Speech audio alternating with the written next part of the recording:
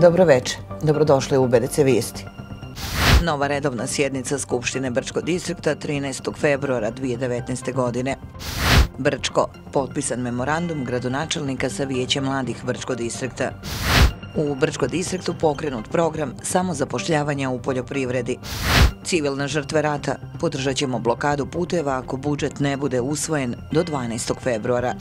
Trump, naredne sedmice, službena objava potpunog poraza ISIL-a.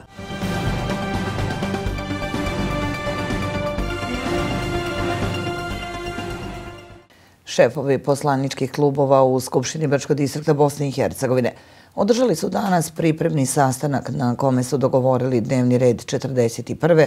redovne sjednice Skupštine Brčkog distrikta koja je zakazana za 13. februar 2019. godine. Pred poslanicima će se naći nacrt zakona o izmjeni zakona o pravosudnoj komisiji Brčkog distrikta i nacrt zakona o izmjeni i dopuni zakona o dječjoj zaštiti po hitnom postupku. U prvom čitanju bit će razmatran i nacrt zakona o izmjenama i dopunama zakona o fiskalnim sistemima, a u drugom čitanju nacrt zakona o advokatskoj djelatnosti i zakon o udruženjima i fondacijama Brčkog distrikta Bosne i Hercegovine. Posebno su važne informacije o zaključcima koje smo prenijeli ciljano. Informacije nam u pravilu idu tamo negdje u drugom dijelu dnevnog reda, sad smo ih prenijeli odmah iza zakona da raspravljamo, jer ne samo što je aktuelno, nego se već dugo vremena odgađa ta točka dnevnog reda. Mislim da je interesantna i zastupnicima i javnosti. Nadam se da ćemo vrlo kvalitetno o njoj raspraviti, tim prije što je u prvom dijelu sjednice kad su i zastupnici raspoloženi, kad ima i televizijski prijenos, jer zaslužuje ta točka dnevnog reda puno veću pozornost nego što je do sad imala. U dnevni red je uvrštena informacija o realizaciji kapitalnih projekata, informacija o stanju vodosnabdijevanja i realizaciji kapitalnih projekata Odjeljenja za komunalne poslove, informacija o subvenciji građana za potrošnju vode u ruralnim dijelovima Brčkog distrikta, a predviđeno je i da se na 41. redovnoj sjednici Skupštine razmatra i program rada vlade Brčkog distrikta za ovu godinu.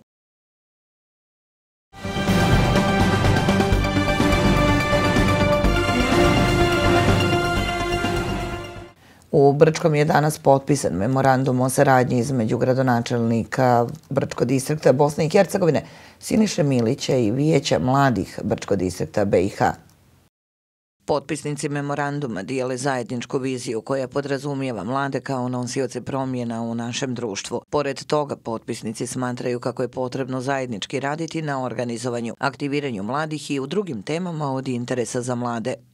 Nadam se da ćemo u budućnosti imati zaista uspješnu saradnju i evo nadam se i da će Savjet mladih odgovoriti svim zadacima. Između ostalog pred njima je i učešće u različitim tijelima na nivou Bosne i Hercegovine koji okupljaju mlade iz Republike Srpske, Federacije i evo i distrikta Brčko.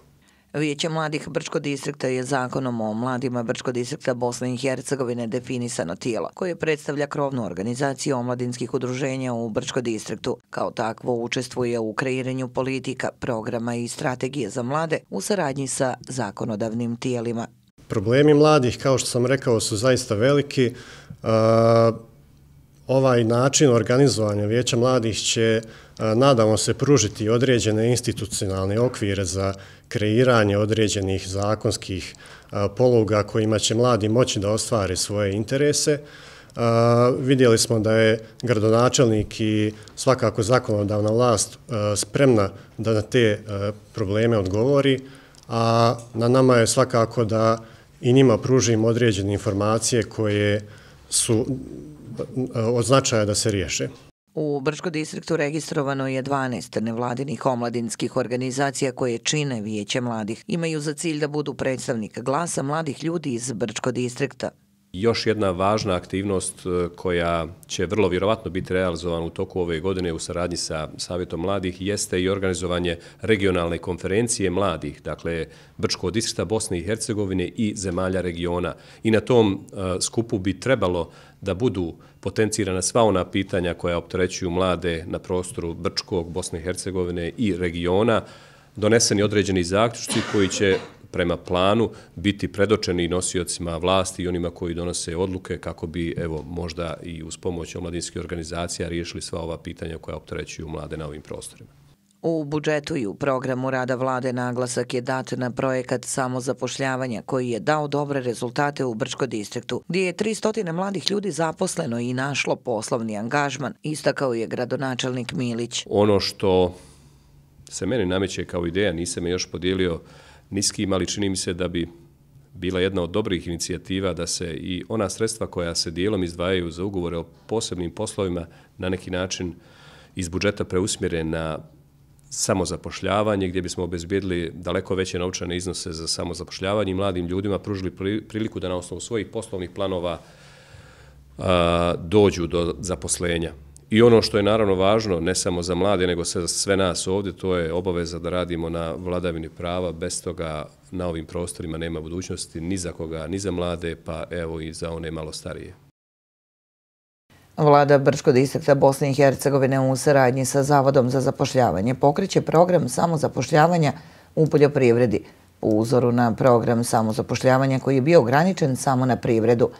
Ovaj program se fokusira samo na primarnu i sekundarnu poljoprivrednu proizvodnju sa ciljem unapređenja poljoprivredne proizvodnje i smanjenje broja nezaposlenih lica.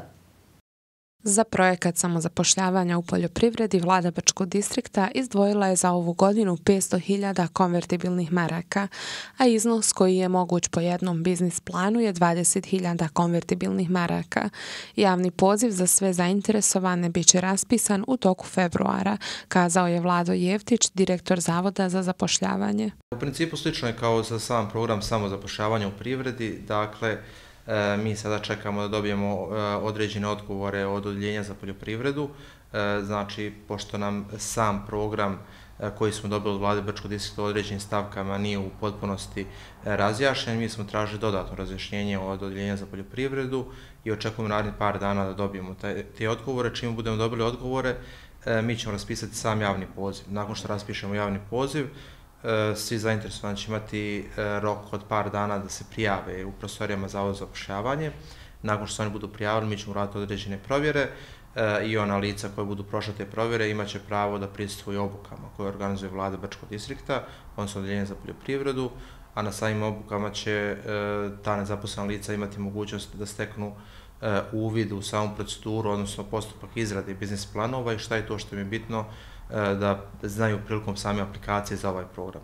Nakon što prođu tu obuku i dobiju sertifikat od vlade Brčkog distrikta, oni će biti u prilici da nama dostave izrađene biznis planove i nakon dostave biznis planova komisija koju će formirati Odjeljenje za poljoprivredni razvoj, odnosno Odjeljenje za poljoprivredu i Zavod za zapošljavanje će da pregledaju te biznis planove i nakon pregleda samih biznis planova svaki će biti posebno ocijenjen i bodovan i na osnovu tih bodova i na osnovu stava same komisije bit će izabrani najbolji biznis planovi, bit će određen ukupan iznos sredstava koji će svaki aplikant dobiti.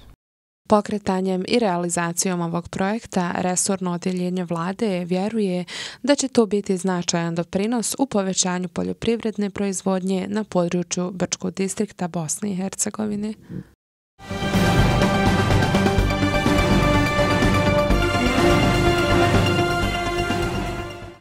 Unija civilnih žrtava rata Federacije BiH saopštila je da će, ukoliko se federalni budžet za 2019. godinu ne usvoji do 12. februara, podržati boračke populacije u poduzimanju radikalnih mjera, blokada puteva i protesta.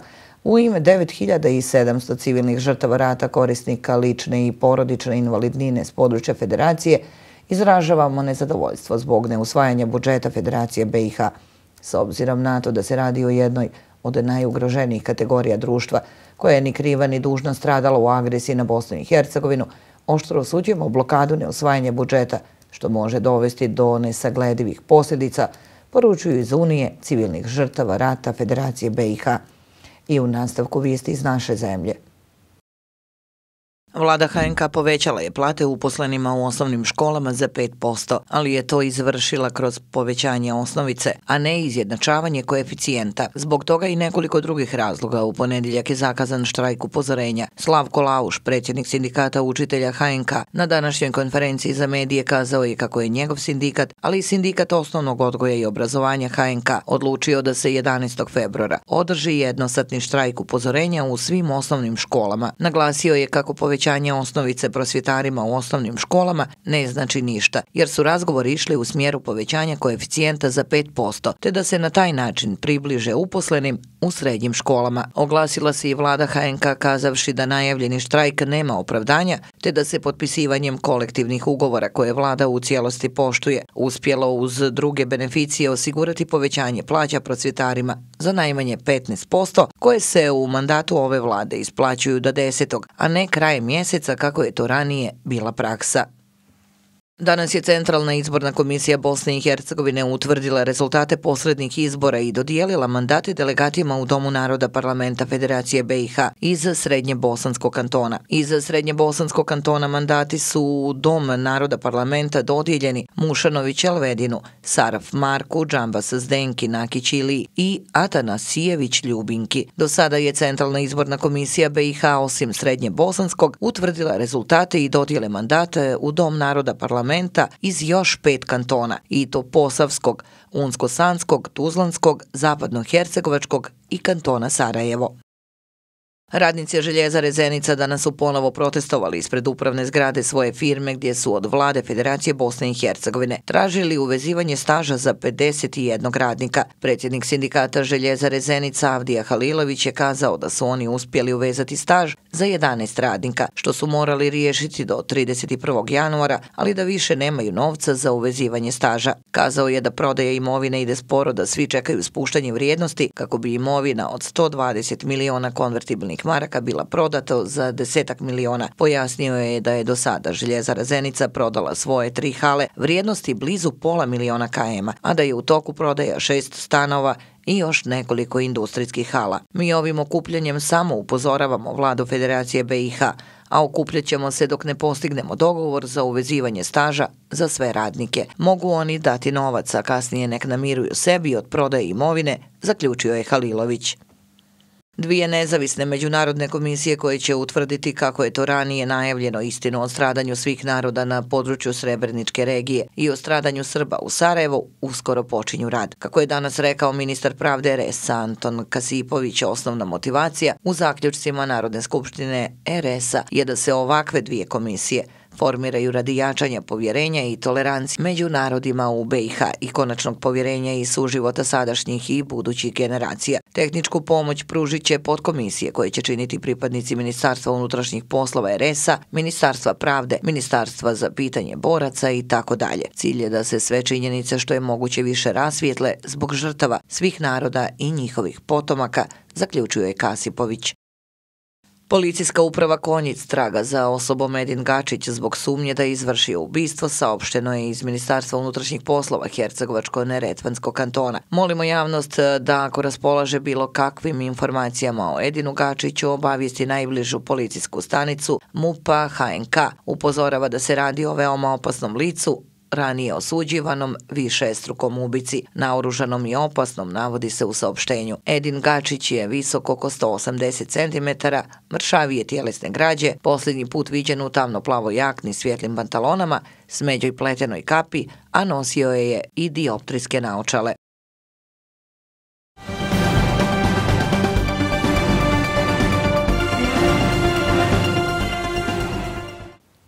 U Brčkom je održan razgovor sa kandidatima zainteresovanim za rad na Hrvatskom primorju. Interesovanje je bilo veliko, mnogi su u ovome vidjeli svoju šansu za zaposlenje. Grupacija Jadranka iz Malog Lošinja u Brčko je stigla jer im trebaju kuhari, konobarice, sobarice, trgovci i drugi profili radnika. Kažu da imaju dobra iskustva sa radnicima iz Bosne i Hercegovine, te da ih trebaju negdje oko 800 za predstojeću sezonu. Sezona kod nas počinje jako rano. Prve objekte otvaramo već krajem 3. mjeseca, najkasnije tamo negdje ove godine je planirano otvaranje 10.4. Djelatnici dolaze malo prije radi edukacija, jer inače oformili smo našu internu gastroakademiju gdje pripremamo djelatnike jer niti ne očekujemo kad oni dođu, ljudi se moraju malo ambijentirati, uspostaviti, opustiti se, upoznati naš način rada kako bi mogli kvalitetno sudjelovati u radu. Što se tiče koliko mogu zaraditi, pa Mi možemo reći dati nekakve minimalne iznose. Naši uvjeti su jako dobri jer sve drugo, ono što je posebno, što je ekstra, to se posebno plaća. Prekovremeni rad se posebno plaća, rad nedjeljom, noćni rad, dvokratni rad i sve troškove oko ishodovanja dokumenata i kao što je, ne znam, sanitarna knjižica i tako dalje, idu na trošak poslodavca.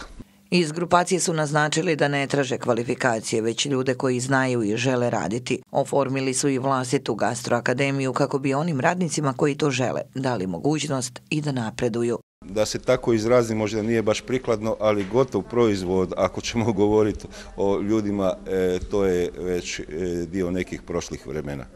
Dakle, kod nas je izuzetno, ono što mi tražimo je volja za radom, korektnost i moralne kvalitete. A sve drugo onda ćemo mi odraditi sa njima. Poslodavac nosi i sve troškove oko prijave, boravka, sanitarne knjižice i sl. Sezona počinje krajem marta, radnici im dolaze ranije kako bi se upoznali sa poslom i adaptirali na sredinu. Među zainteresovanima je bilo radnika svih generacija. Neki su, kažu, došli iz radoznalosti. Penzioneri žele da dopune svoje kućne budžete, a bilo je i onih koji već imaju pozitivna iskustva iz prethodnih godina. Sam u radnom odnosu, ali svako proljeće idem. Iskustvo dobro, znači nema nikakvih problema. Kako radite, toliko imate. Starija osoba, došla da probam da idem da posao, jeste, želim da radim, imam unučiće, imam djecu, muža, želim da idem da radim, nije mi teško, osjećam se još da mogu i zašto ne bi pokušala i da idem i tako. Ja bi bila sobarica, eto. Radila bi, ako ne sobarica, može i drugi posao, nema, jer ništa ne odustajem, nije nešto da ne mogu. Grupacija Jadranka iz Malog Lošinja našla se na 3. mjestu najpoželjnijih poslodavaca u Hrvatskoj, a u Brčko dolaze već za 15 dana.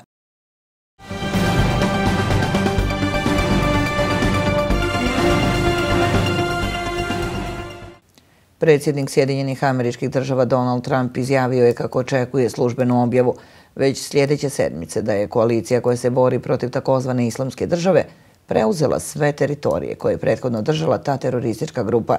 Njihova zemlja je nestala, vojska SAD-a, naši koalicioni partneri i sirijske demokratske snage oslobodili su doslovno čitavu teritoriju koju je prethodno zauzeo ISIL u Siriji i Iraku. Trump je to izjavio, a prenosi Reuters, a kako je rekao, to bi trebalo da bude i formalno saopšteno, vjerovatno naredne sedmice. Trumpova odluka o povlačenju američkih snaga iz Sirije podstakla je kritike pojedinih republikanskih i demokratskih zvaničnika koji strahuju da bi ISIL mogao povratiti snagu. I u nastavku svjetske aktuelnosti. Najmanje 3 ljudi poginulo je kada se srušila zgrada od 7 spratova na azijskoj strani Istanbula, saopćile su turske vlasti. Guverner Istanbula Yerlikaya izjavio je da je 12 ljudi spašeno iz ruševina zgrade u okrugu Kartal, uključujući i jednu osobu koja je u kritičnom stanju, dok je broj mrtvih porastao na 3 kada je pronađeno još jedno tijelo. Predsjednik turskog parlamenta Binali Yildirim izjavio je novinarima kako su zbog predostrožnosti stanari koji žive u susjednoj zgradi evakuirani. Ne postoje znakovi da je incident u kojem je u Amsterdamu ubijen napadač, a jedan prolaznik povrijeđen, povezan sa terorizmom, saopštio je portparol holandske policije Ruben Sprong. Nema značajnijih znakova terorizma ili bilo čega sličnog, ali naravno sve je i dalje nejasno. I dalje utvrđujemo detalje incidenta, istakao je Sprong. On je potvrdio da je napadač ubijen nakon što se približio pripadnicima bezbjedonosnih snaga, noseći u rukama oružje. Incident se dogodio sinoć ispred Holandske banke u Amsterdamu, a policija je nakon toga blokirala područje. Portparol Holandske banke istakao je da je incident nije povezan sa bankom. SAD bi razmotrile ukidanje sankcija uvedenih visokim oficirima vojske Venezuele ukoliko priznaju vladu samoproglašenog predsjednika Juan Guaida, izjavio je sinoć američki saveznik za nacionalnu bezbjednost John Bolton. SAD će razmotriti ukidanje sankcija oficirima venecuelanske vojske koji se zauzmu za demokratiju i priznaju ustavnu vladu predsjednika Juan Guaida, rekao je Bolton, prenosi Reuters. U suprotnom, dodaje Bolton, međunarodni finansijski krug će biti u potpunosti zatvoren, poručio je Bolton. Tijelo koje je primijećeno u olupini aviona kojim je putovao fudbaler Emiliano Sala je izvučeno, javlja BBC. Vlasti su saopštile da su se specijalisti priključili naporima izvlačenja tijela iz aviona koji je pronađen na dnu Engleskog kanala, te da se radi u teškim uslovima. Tijelo je izvučeno na najdostojniji mogući način, a potom su obavještene porodice. U avionu su bile 2 osobe, fudbaler Emiliano Sala i pilot David Ibbotson. Avion Piper Malibu N264 DB je 21. januara letio iz Francuske prema Cardiffu, jer se 28-godišnji Sala nakratko vratio u bivši klub Nantes 2 dana nakon transfera u Cardiff vrijednog 15 miliona funti. Tokom leta je nestao s radara i pao u more. Tijelo izvučeno iz aviona je prevezeno u mrtvačnicu u Dorset, a da li se radi o Sali ili Ibbotsonu za sad nije poznato.